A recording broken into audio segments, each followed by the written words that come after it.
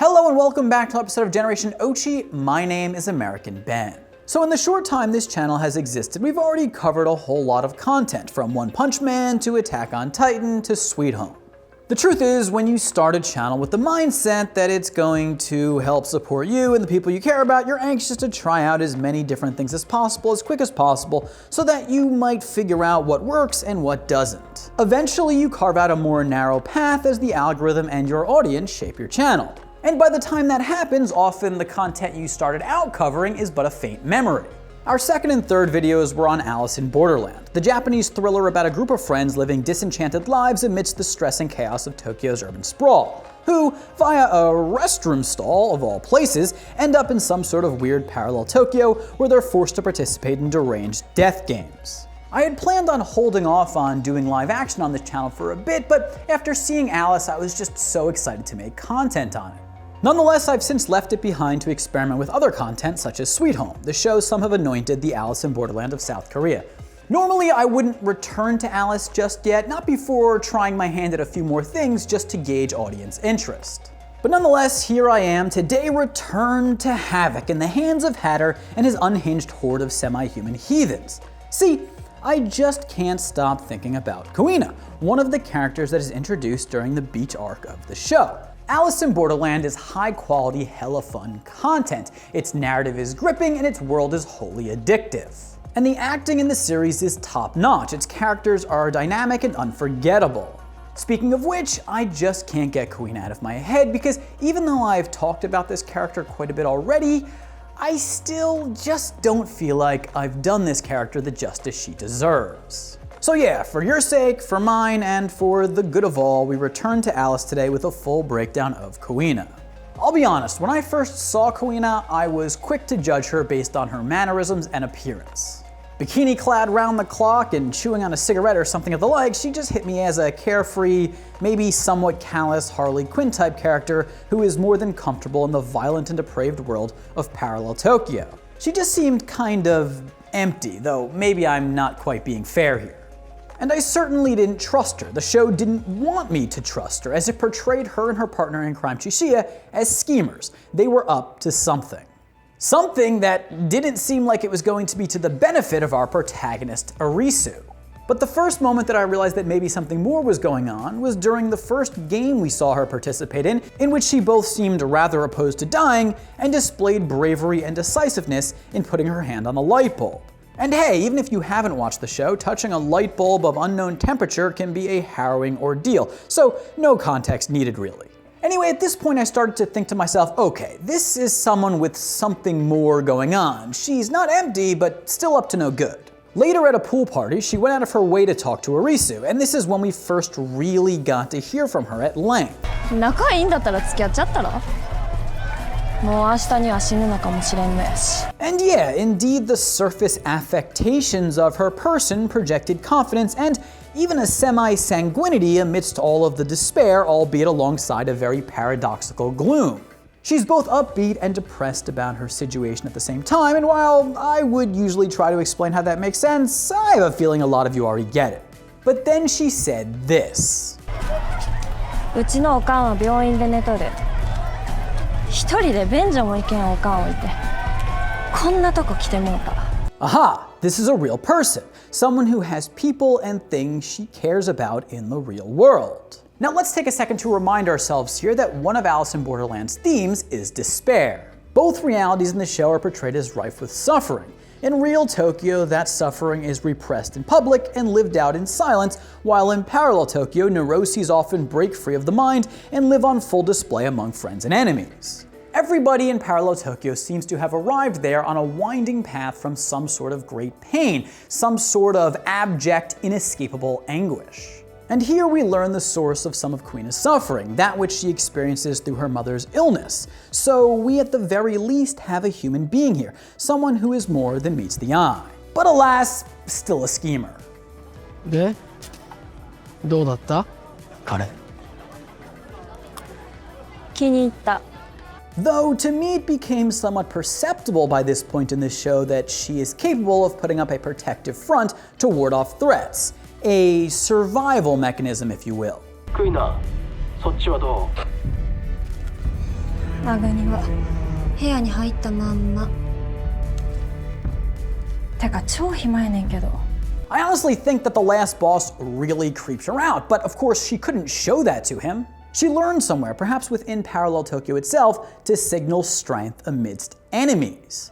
By the way, not sure that winking at creepy people is the way to go in the real world. But anyway, ever so slowly, Kuina continued to reveal her nature. This is the tragedy of the animal kingdom. The rabbit can only play the part of the wolf for so long before the truth is revealed. なんかかわいそうじゃない、アリス。かわいそう。めっちゃかわいそう。Chishiya didn't think twice about running off with the cards and leaving Arisu to his doom, but Kuina did. She showed empathy for him here, even in a situation in which her own life was at stake. Shortly after, when Aguni ordered his men to massacre the residents of the beach, Kuina again demonstrated her humanity. どいつもこいつもどうかしてるわ。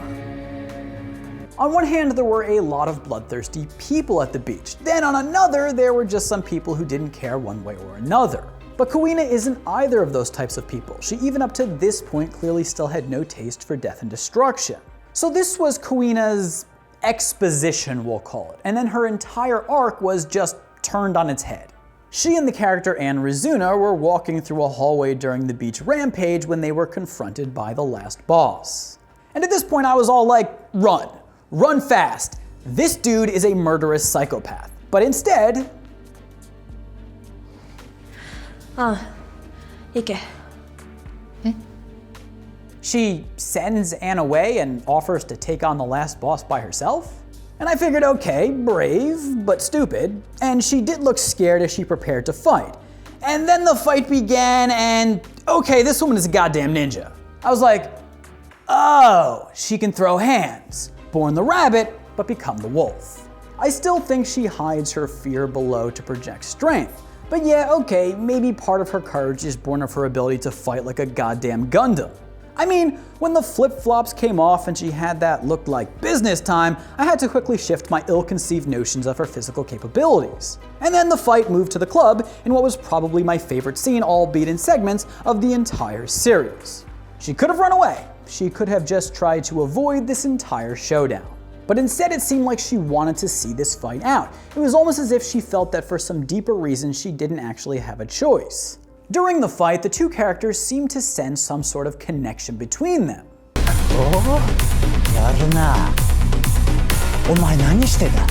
They shared information about their pasts with each other, with Kuina first explaining that she was raised in the world of martial arts. Her father appeared to be some sort of master who would attack her with his full force during the course of training. Kuina didn't seem to enjoy this very much, and her father's actions elicited a rage from her, a deep-seated wrath engendered by fear and pain.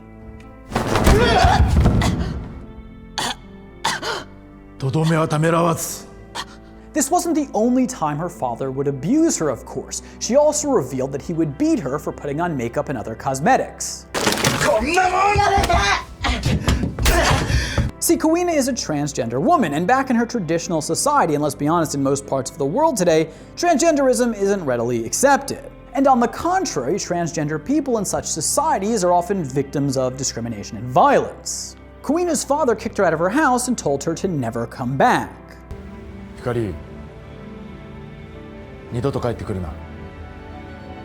We've discussed this aspect of Kuina's character in previous videos. Kuina, for simply being transgender, was cast out of her family and community as a criminal might be.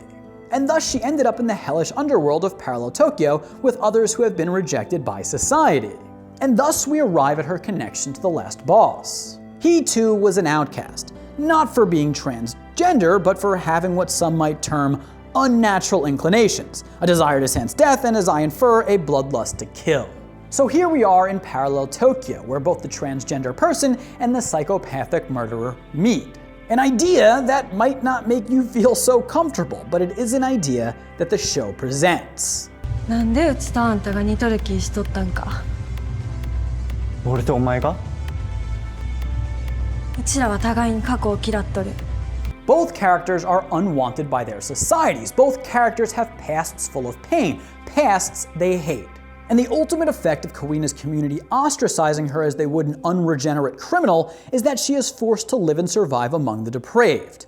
And those who coldly thrust her into perdition would likely be eager to observe her fall into the nether regions of the ether and revel at their rightfulness in casting this demon away. Indeed, all the while it's only for their cruelty that she toils in hell in the first place. Yes, Kuina and the last boss are both outcasts, but among other differences, there's this one. The last boss wants to live and thrive in parallel Tokyo forever. これは決意表明だ。俺はこの地に永住する。 But Kuina wants to get out and forego the chaos. The last boss says he has no past. He's destroyed his past. 俺に過去などない。 But Kuina isn't going to throw everything away. Why? あんたは過去に背を向け続ければいい。でもうちは生きるためにもう一回過去と向き合う。One reason is strength. True strength in resisting bitterness. Well-earned bitterness in the face of her family's heartless abandonment. Instead, she's used her pain to make herself better. She does not indulge the darker nature of her humanity as the last boss does. Thus, she had to confront the last boss, because in doing so, in essence, she was confronting the very voices imploring her to give up and set the monster within free. Still, the other reason she is able to reject the tempts of despair is her mother. でもあよ似合っとるよ。Here's the thing. Had Kuina's mother not supported her, perhaps we'd have met a different Kuina in parallel Tokyo. But that her mother didn't throw her away might have saved her, might have given her a reason to retain her humanity, her goodness. You can see in her face the release when her mother tells her she's beautiful. She knew then she was saved. She had reason to be. It's these little things in a world full of brutality and injustice that offers the desperate hope. If only a pittance of it, still the requisite amount to go on. So I let out a bit of a chuckle when the last boss challenged Kuina's will to survive. やはり俺とお前とでは生きる覚悟が違う。生きる覚悟。 See, the last boss has rejected his past and the world he comes from, and thus has no reason to live now but for pleasure.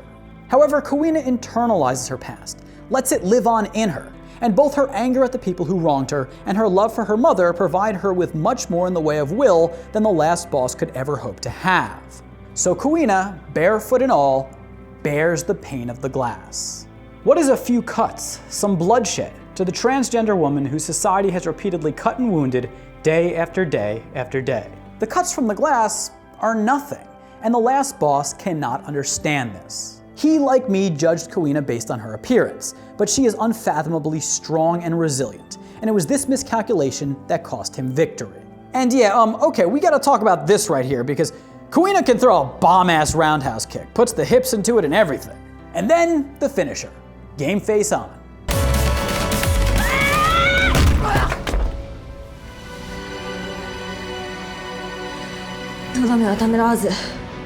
Perhaps most ironically of all, the person who hurt Kuina more than anyone, her father, actually ended up preparing her to survive in the world. But not due to his wisdom, kindness, or love. No. Instead, because he abused her in his dojo and because he threw her out onto the streets like a criminal, he forced her through pain to become tough enough to survive in the world against men like him. A bad person in his weakness made a good person stronger. Anyways, that's my breakdown of Kuina. I really hope you enjoyed this video. If you did, please do give it a big thumbs up. Let me know in the comments below what I'm right about, what I'm wrong about, what I missed, what you like, what you didn't like. Please subscribe to this channel. We're growing fast, but we need you on board. Hit that notification bell.